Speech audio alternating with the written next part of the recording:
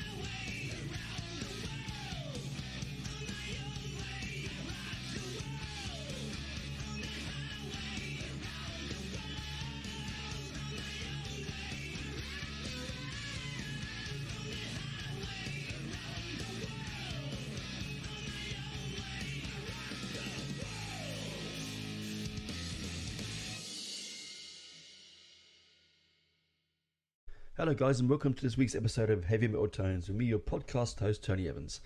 In this wonderful, wonderful world of crazy music we all indulge ourselves in. This week's episode is brought to you by something that I never thought that I'd talk about, actually, and it's sort of really... it's been quite an eye-opener and quite an enjoyable experience this last sort of 7 days for me. A band from sunny Portugal reached out to me and said, look, we love your show, we listen to your show, could you review our 2 new singles for the forthcoming album? And, you know, I am any but generous. I said, why not? Look, I absolutely would love to, you know, because I had vaguely seen their name around the review scene. I hadn't really stumbled across them, and it was really nice to be. Firstly, it was quite nice for them to reach out and say, hey, could you do this? Because that just means that I'm reaching people and they're listening, and it's really cool. Thanks, guys. But secondly, it just gives me something else to get my teeth into. And this particular band, if I'm going to say this wrong, I do apologise, is a band called Toxikull. Toxikull. Toxikull. Toxikull. The drummer, Thomas Oliveira, or Tommy 666, as he likes to go by, reached out to me. Now, the band consists of, as I said, Tommy 666 on drums. You've got Lex Thunder on guitar and vocals, ex-Midnight Priest, brilliant band. I've talked about them in the past. And Tim the Viking on bass and vox, and Michael Blade on guitar. I love those names. You know, what I love about traditional heavy metal, which is this band is basically a traditional heavy metal / speed metal band.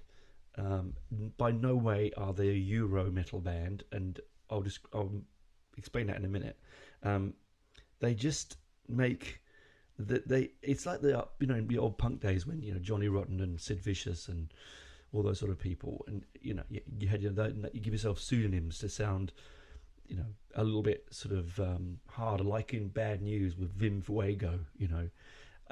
It's just I love it. It gives a little bit of sense of theatre to the whole thing. And so when I said they're not a European band, is that sometimes, only sometimes, when you listen to European metal, and I do listen to it a lot, it can be a bit, how do I say this without, it can be a bit Eurovision.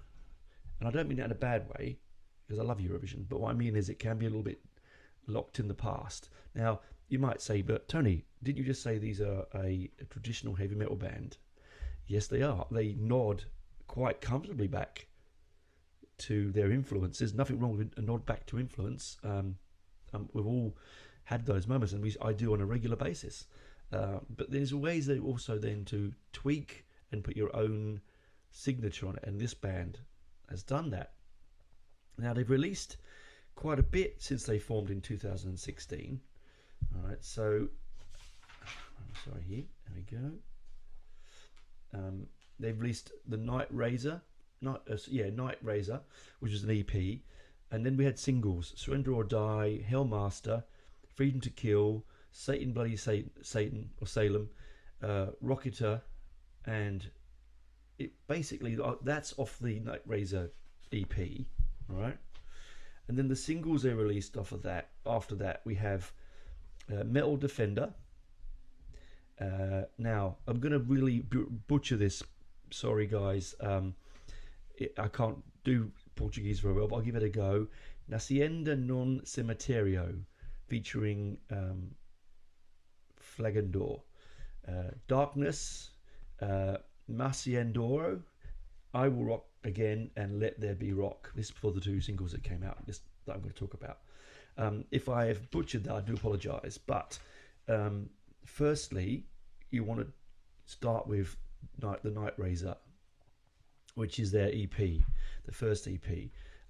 Absolutely cracking album. Okay, EP, I should say. As I said, it has quite a few songs in it. Surrender or Die, Hellmaster, Freedom to Kill, Satan Bloody Salem, Rocketer, At 25 minutes and 33 seconds long. It was released on the 23rd of March 2018.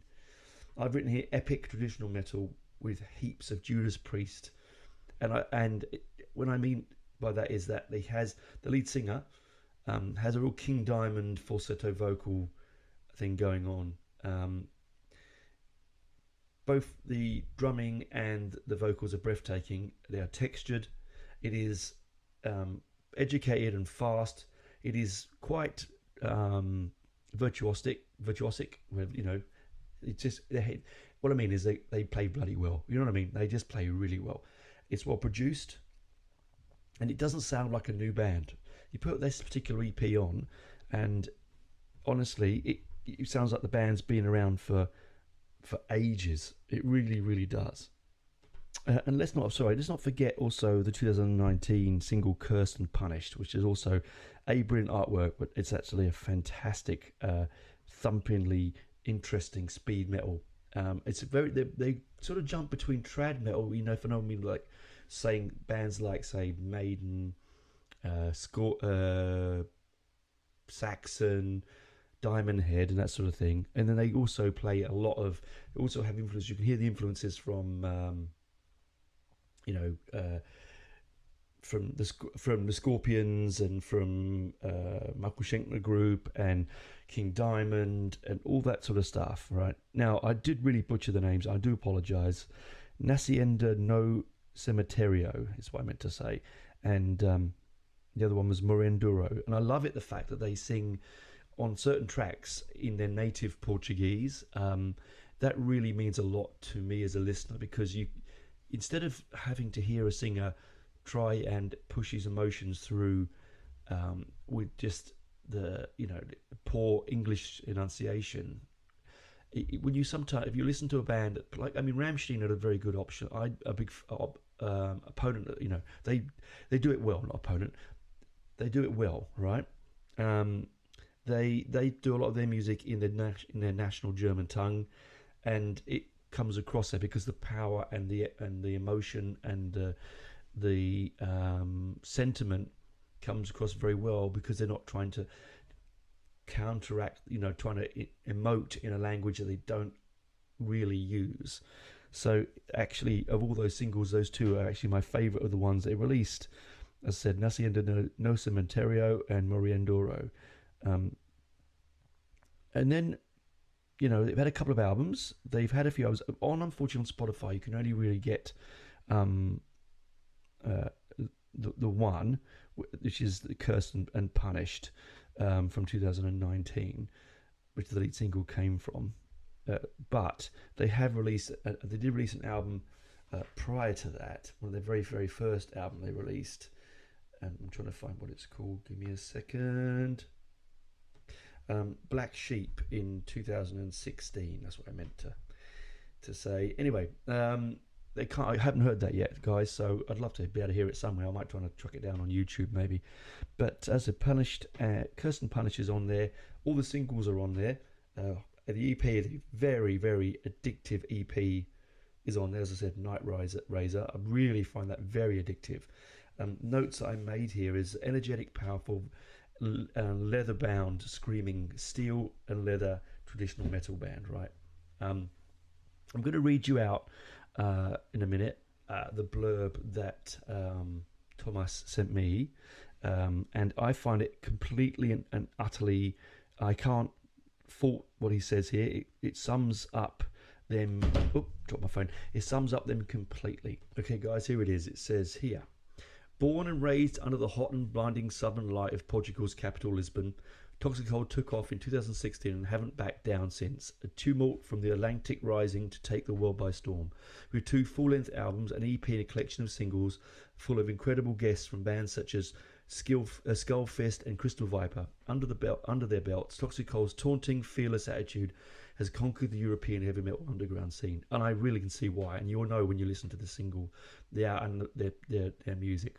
Among touring as opening acts for Exciter, SDI, and Angelus Arpedia.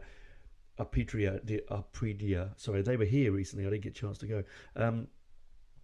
I can't say that really well. So playing some of the biggest festivals all over Portugal and Spain, plus headlining a full European tour, Toxikull have been quite busy the last few years. All of this is culminating in the release of a brand new album, Under the Southern Light, which comes out in February, by the way, guys. That takes me to a nice segue. It comes out in February the 23rd on the Dying Victims Productions, Dying Victim label. I think it's going to be an absolute cracker. I'm looking forward to it. Stomping and strutting with absolute authentic mid-late 80s swagger, Under the Southern Light is an unabashed throwback to the era when heavy metal ruled airwaves and arenas alike. It portrays Toxikull's personal experiences in the world on the duality of living in the southern lands of Europe in places with so much light and so much joy and potential, but at the same time so much scarcity of opportunities, no future and infested with shadows. Under the Southern Light will be out February 23rd, 2024 via Dying Victims Productions. There you go. And it says here, in a few weeks after the release, Toxikull are going out on tour, headlining European with Venator. God, I'm terrible today. Can't put my teeth in. That was a lovely little blurb from the band, and it sums them up completely. You know, a lot of people think that all the sort of heavy music of the world comes from dark, heavy countries like Norway and Sweden and Finland and Russia and Germany. Not that I don't mean in dark as in just, you know, cold countries. I mean, this is not the case, because here in Australia, one of the sunniest countries in the world, makes some of the heaviest metal I've ever had my ears clap around, basically. So it doesn't mean just, but what I'm trying to say is that they, you know, lyrically, there are things that the youth of Portugal and I'm sure Spain and all those those lovely warm Mediterranean countries do feel, is that there is an image to the world that everything is paella, sangria, you know, sunshine and siestas. But we know they know that is the case. There is a disenfranchised youth. There'd be unemployment. There would be violence. There would be disenfranchisement. There would be issues with healthcare and education, like everywhere in the world. Everything that creates the cut and thrust, the twist and bow of life that helps us people make music like heavy metal, because that's basically and punk as well, and anything with a moral, social root core has to come from something.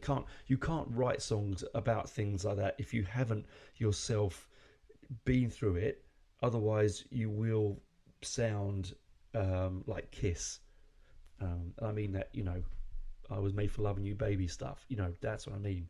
It just sounds a little bit fake, whereas these guys don't come across that way. Now the two singles, let's get onto the two singles, Tony, I promised. These are the two singles that are coming out, that are out now actually, Night Shadows and Around the World. Both of them you can play on YouTube, and you can watch the band play, and they're such a fun looking, and I know that's all about looks, but it's everything you want from a heavy metal band, right? It's leather, it's studs, it's long hair, it's mirrored sunglasses, it's tight jeans, flying V guitars, you know, Gibsons, smoke, beards, and a truckload of machismo. And it's sleazy, yet it's not, you know, it's everything that I truly love about 80s metal, like, and excluding the hair metal, but that's more the 90s. Everything I love about 80s metal, that sort of I don't know, that sort of cavernous, dungeonous, marquee kind of venues, you know, the sticky floors, you know, the dank, you know, the you could barely see your way to the bar, and when you can't see what you're drinking, and you know, it's so noisy that you can't even hear your mates. You come out after the gig and you can barely hear, and you can barely talk, for the screaming along with the music, but trying to talk to your mates over the music and over the background sound. That's my kind of thing. That's my 80s sound. That's me, right to my DNA, I think. And this band really does come across that way. My favourite of the two singles really is Night Shadows. It is a cracker of a of a of a single, and Around the World really sort of Around the World's the more political of the two. I think I could be wrong. Thomas, you can reach out and tell me if I am, but I think that it's the more political of the two. But then, don't get put off. This isn't a political manifesto. There's no lyric that's going to make you sit and go, "Oh God, I'm going to think about the government now." No, none of that. All I'm saying is that they don't write songs about dragons and wizards and things that you haven't experienced. They write things about life experience in a fun and fast-paced heavy metal and produced beautifully. It's got a great sound. The particularly with Thomas on the drums, I love his cymbal work. It's really clear. I love it when a cymbals cut through. It's like a fine wine. Sometimes you have a fine wine and it just cuts through. You feel the flavour cut through other things, and it feels the same with this. It really, like Thomas's cymbals just cut through clean. The response is fantastic. The vocal is phenomenal. I mean, if you love Judas Priest, you're going to bloody love these guys, because and King Diamond, it's falsetto at some of its very best, actually.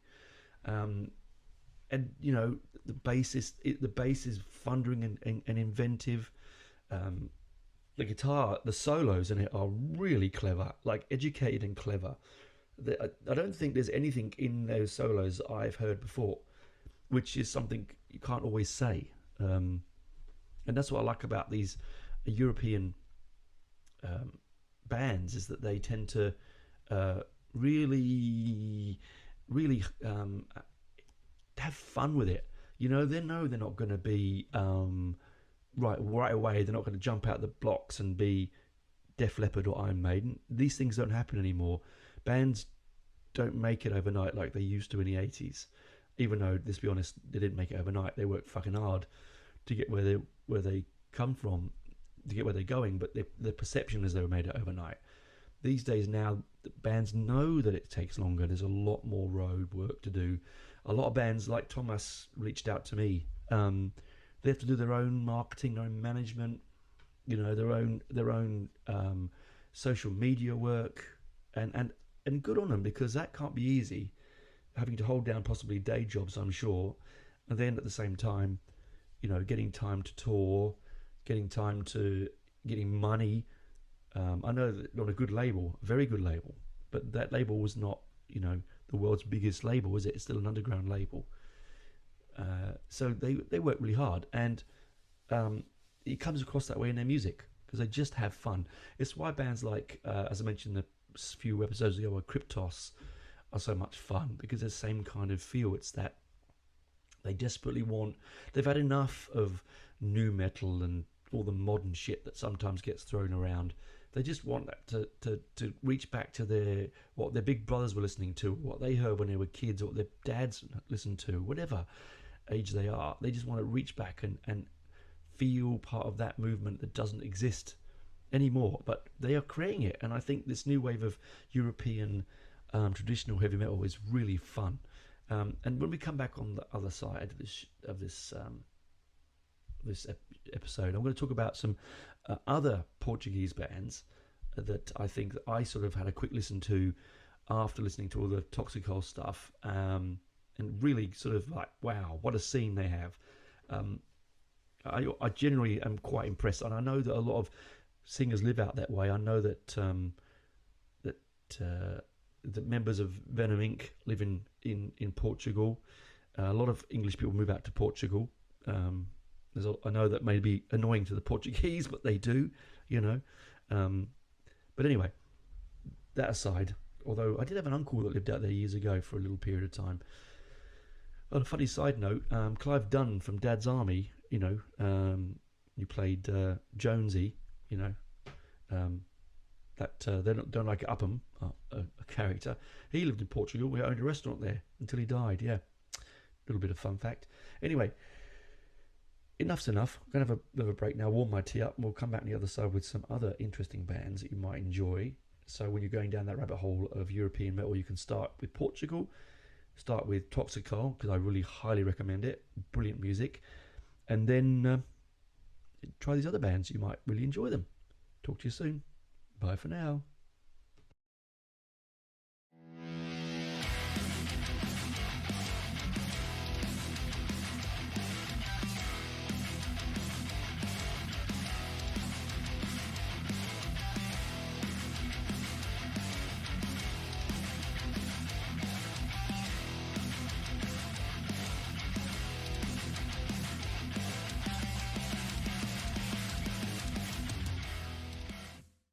Welcome back, guys. I hope you enjoyed the ads. I always do.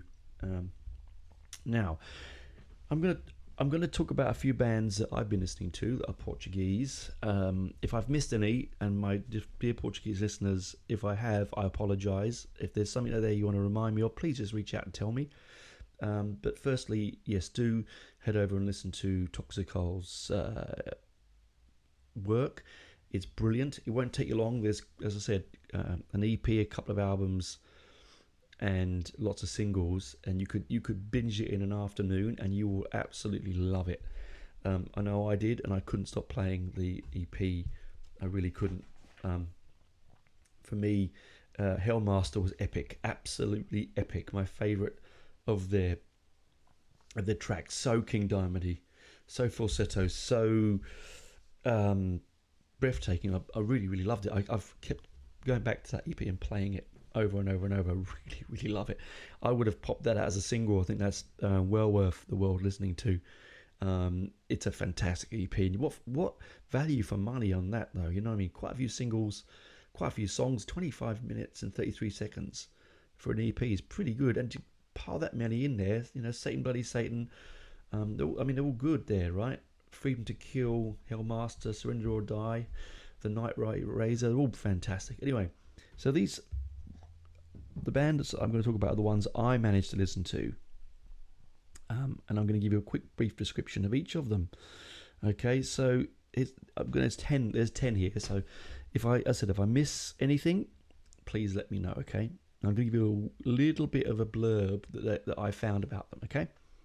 The first one is, now if I get into these names misspelt, you have to apologise, because again, getting my teeth around languages is not easy. Okay, we've got the first one I listened to was Analepsy, a slamming death metal band.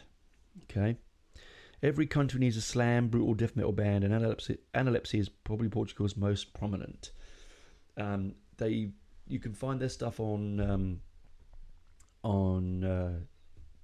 Spotify quite easily, and I would highly recommend grabbing into one of them. They're a fair bit of, look, slamming death metal is not for everyone. Okay, right? You're going to go from the clean and interesting traditional metal of Toxikull to some slamming death metal. It might not be your taste, but you know, hold into this list. There might be something else that might come your way. Next one is Ashes of Life, a progressive doom death metal band. Ashes of Life is the creation of Lisbon musician Tiago Silva. Was it Tiago? I always thought Tiago Silva was a footballer, but I think it might be correct. Same name, different people. It's a mix between classic death doom metal, progressive post-rock, and shoegaze. If you're a fan of Catatonia, Anthemia, Swallow the Sun, and similar bands, it's definitely worth checking out. And on Spotify, check out Shores. It's on YouTube as well. Now, that's what the lead singer of the band has written, but I agree. I'm not a big fan of shoegazy stuff, I will tell you, but I like the progressive side of this particular band, and that's what sort of brings me into it. And the doomy side, the slow, sludgy. I think that's probably where they get the shoegazery stuff from. But again, Shores is on Spotify, and I'm sure other streaming platforms are available.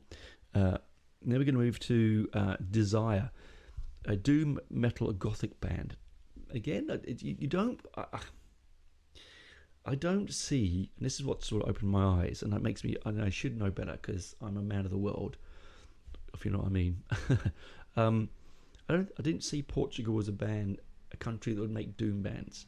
I really didn't. I mean, death metal is everywhere, but it's sort of, as I said to you before, it has that appearance of sunshine siestas and blue azure oceans and great food and good culture. You don't think of doom metal bands to be there, but these are pretty good doom bands, right? The next one is Desire. As I said, it's a doom metal gothic metal band. Desire is one of the earliest Portuguese extreme metal bands, a doom metal band with gothic edge. Today, I feel the band is somewhat underrated, even though they still are among the most famous Portuguese metal groups. I hadn't heard of them, but again, you can't hear everything, can you? But when I did put my ears around them, I didn't jump into all of their catalogue. What I tend to do is like this: I'll find a list, and then I'll jump in and listen to, if they've got several albums, one song from each album. If I really like the album, a couple of songs. If I really like the album, the whole album. But because I'm going to try and listen to 10, I thought I'd just grab one song. Now you're going to say to me and look at me across your, quite angrily and say, one song does not make an album, Tony. You could pick the crappiest one.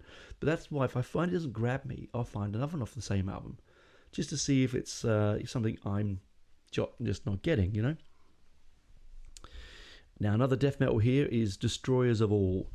Combria's Destroyers of All play a technical mix of death metal, thrash metal with a high level of instrumental skill. I've seen the band live. This is what the guy's saying, and I've certainly packed a really good punch. Now, I agree with him. This is the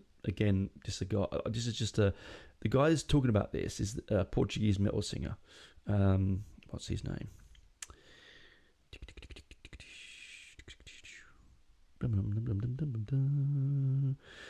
Anyway, I can't. But anyway, I found the bands, and then I try to find some information around the bands, and this is the website that I was using to get the names of the bands. But I agree with him.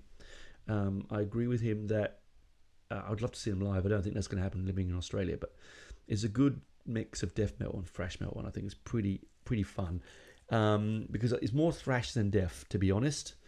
It has a lot more. It's a bit more in line with Toxikull for the speed and sheer exhilaration of it. I think it's hard for me to tie death down onto it, but anyway, it's definitely technical, very technical. And then we go on to Gaerea, Gaerea. So it's Gaerea. They're a black metal band. Now I have heard of this band before, because in my other life of doing setting up album reviews for Metal Ruse, a lot of this stuff comes across my desk, and you see the name, and I've seen the name a couple of times. I'd never listened to it. I just sort of put it into the list and moved on. But Porto's Gaerea present a rather massive black metal sound with a depressive edge. The band has gained a growing following over the last few years. Certainly a metal band for Portugal to feel proud of. Again, as I said, I've seen that name pass around. I would agree with the depressive side of it. It's a little bit dark. I mean, black metal is always dark, but I found that some black metal has a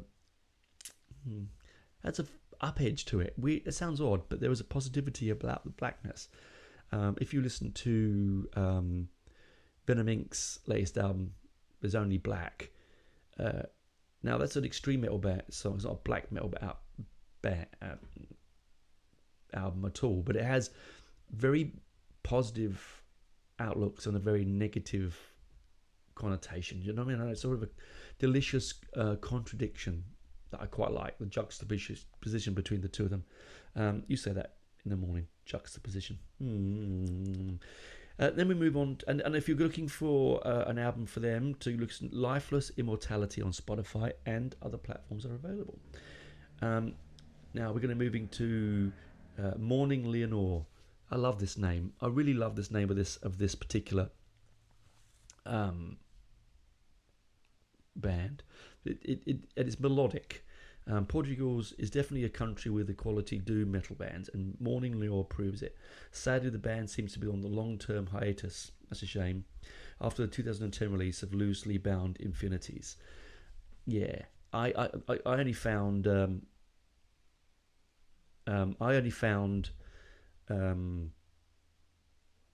small amounts of them online. I found it quite hard to find their stuff, but yeah, it seems to me as we go down this list, it's quite apt that there is a lot of doom coming out of Portugal. Is it the contradiction? Is it the sunshiny contradiction? Is it the sunshiny but mentality that they want to find the darker side of life because there's so much brightness?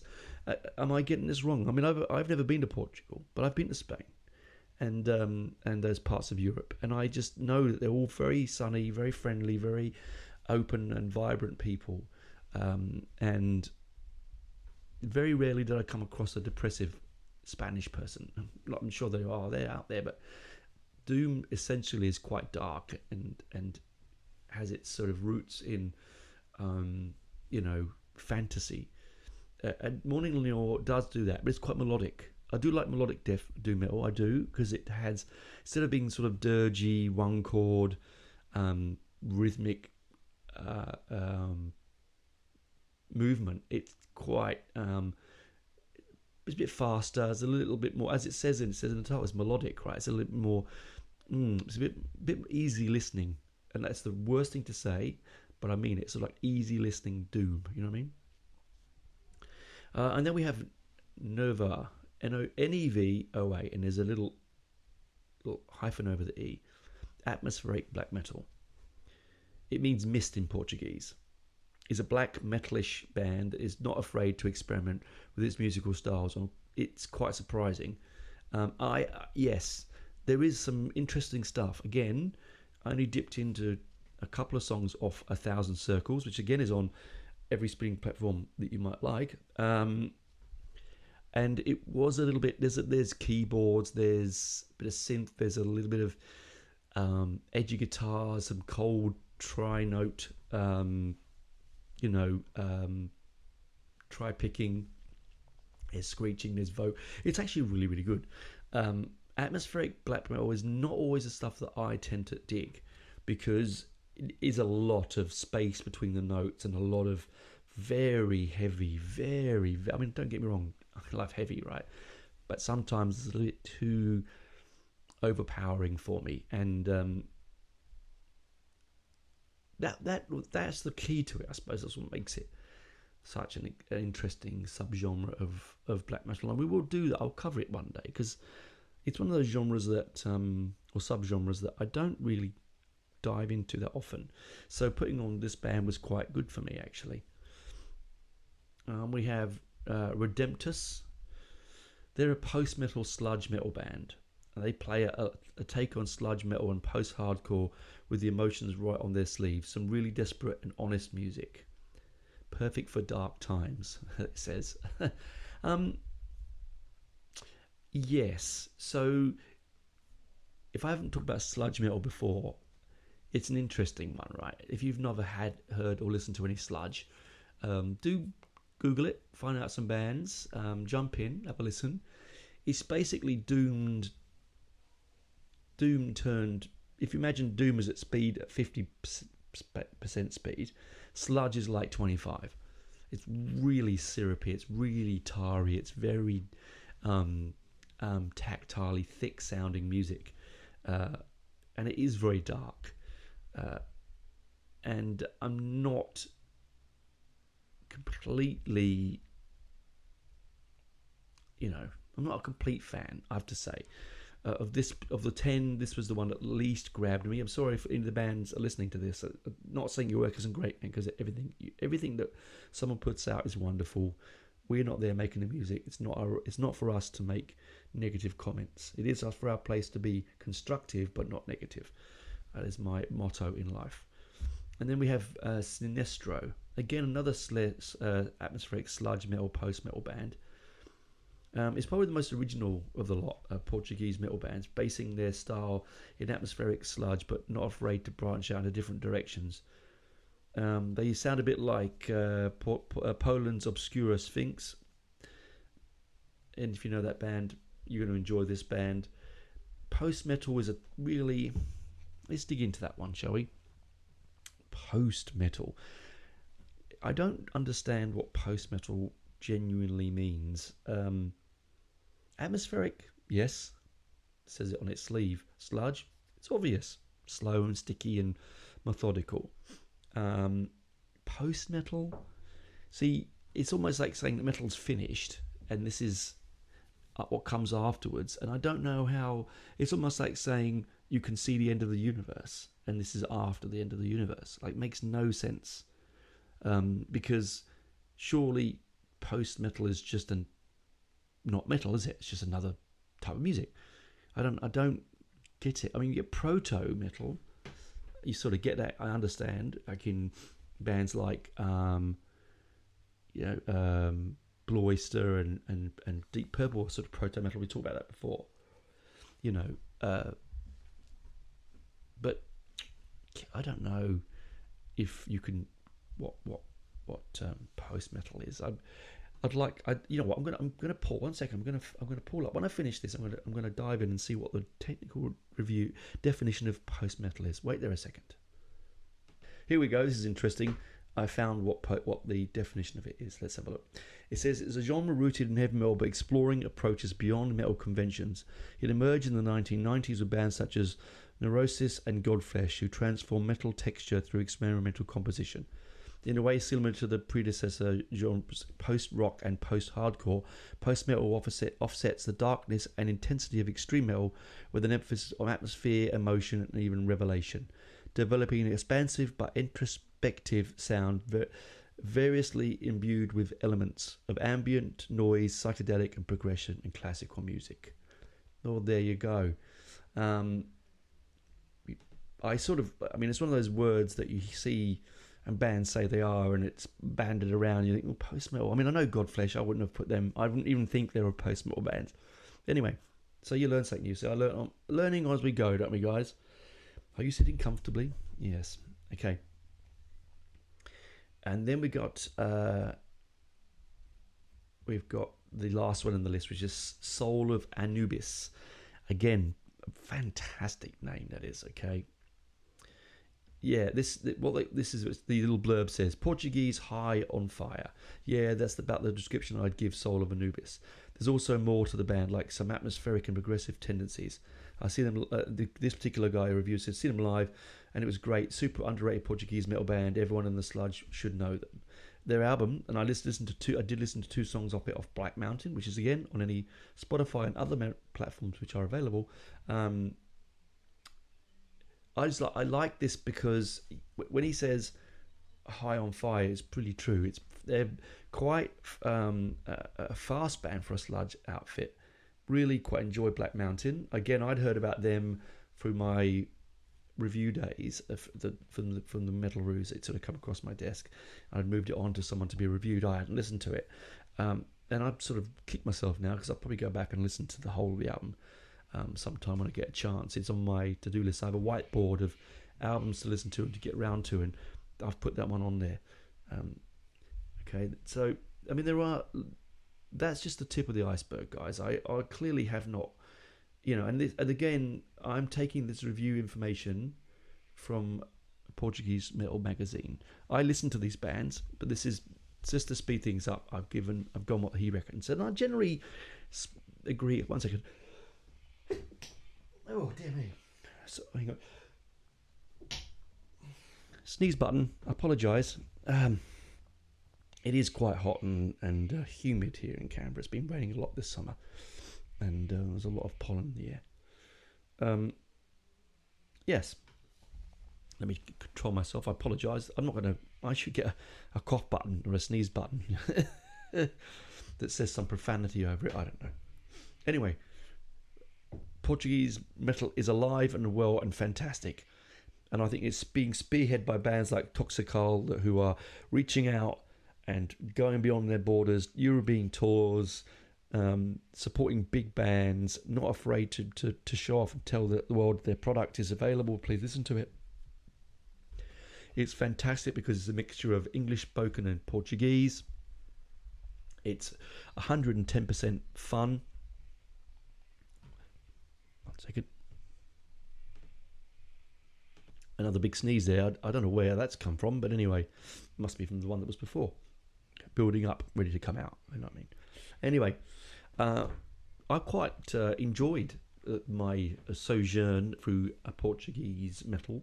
I'm sure that there were a lot more genres than what I was that I come across in that little list, because what I did was, and this is how I did it, I googled slap my wrist, Portuguese heavy metal bands, and this one first would come up and said 10 of my favorites. I thought, right, yep, I'm going to jump in there and have a listen, and I just got the list up and I jumped into a couple of each songs off of each of those albums and bands where I could find them, as I said, and then I just made a quick note to. I added a few things to what he said, but basically just went to his review because he knows them better than anyone else. He's Portuguese, so it was quite good to get the insight from a local. But I agree with him on a lot of it. I do think that Son of Anubis is one of the ones that I've really quite enjoyed and dig quite much a lot, which I'll go back to, I think. But definitely get your head around Toxikull. And you know what? Lex Thunder's from Midnight Priest, and I really love Midnight Priest. I bought Midnight Priest, their first album, just off the back that it was during lockdown, and I was desperate to buy some records. I haven't been out record shopping for a long time, and I was going through all these.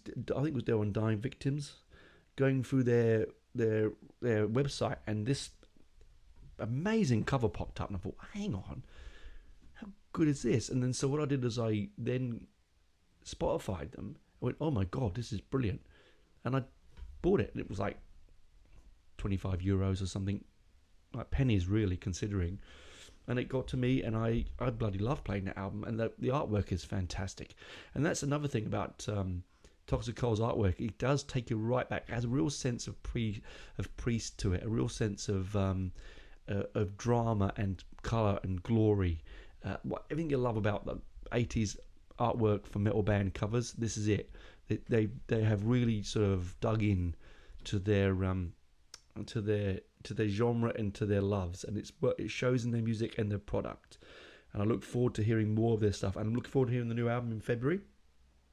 I shall be probably most definitely reviewing that album on the show.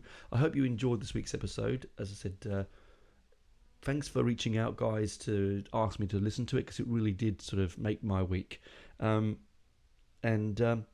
Next week's episode will be my 150th, and it will be it's going to be a nod back to influence, and it's going to be one of the big influences for me, and also one of the biggest influences in rock actually today, but one of those people and bands that I'm guaranteeing you, I reckon half you have never heard of, and the other half that have will just nod sagely and go, nice one, Tone, nice one. So I'm looking forward to that, because that's been taking up a lot of my time at the moment. But I really enjoyed, as I said again, Toxikull, Dying Victims. It's on Dying Victims. You can get the singles on YouTube and on Spotify and other platforms, and you really will enjoy it. So don't just take it from me. Jump on, have a listen. Wait, don't go anywhere. Don't go anywhere yet, guys. This is the next single that I mentioned at the beginning of the show. Please enjoy their next single. It's a fantastic one. You're going to like it. I loved it. You know, I talked about it in the show before. So sit back and enjoy the bonus at the end of this show. Bye for now.